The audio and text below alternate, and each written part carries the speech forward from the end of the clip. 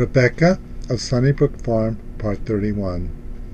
The news from Sunnybrook Farm was hopeful, but Cousin Anne's husband had died, and John, Rebecca's favorite brother, had become the man of the house to their widowed cousin. He was to have good schooling in return for his care of the horse, cow, and barn, and the use of the old doctor's medical library of 2 or 3 dozen books. John's whole heart was set on becoming a country doctor, and the plan seemed now so near that he could almost imagine himself on errands of mercy.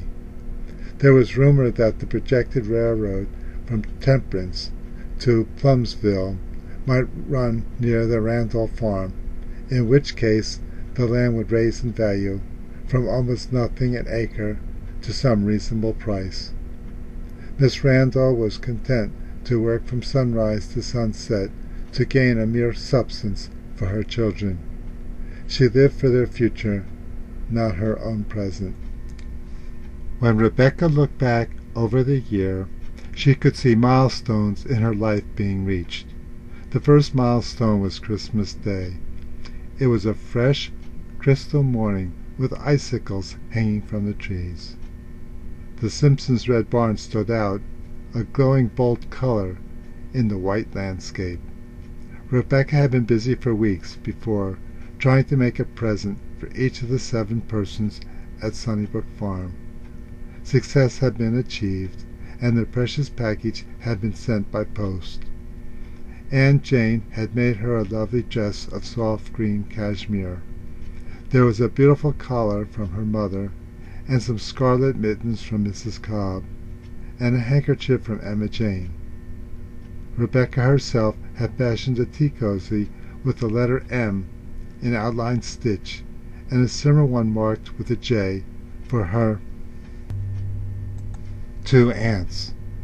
That day there was a knock at the door at breakfast time, and Rebecca answered it. A boy asked if Miss Rebecca Randall lived there. On being told that she did, he handed her a parcel bearing her name, a parcel which she took from him. It must be a present, but she can't think who could it be from. A good way to find out who it's from would be to open it, remarked Miss Miranda. The parcel, being untied, proved to have 2 smaller packages within, and with trembling fingers Rebecca opened the one addressed to her. When the cover was lifted, she discovered a long chain of delicate pink coral beads, with a cross made of coral rosebuds. A card with "Merry Christmas from Mr. Aladdin" lay under the cross. Of all things, explained the 2 old ladies, rising in their seats, who sent it? "Mr. Ladd," said Rebecca.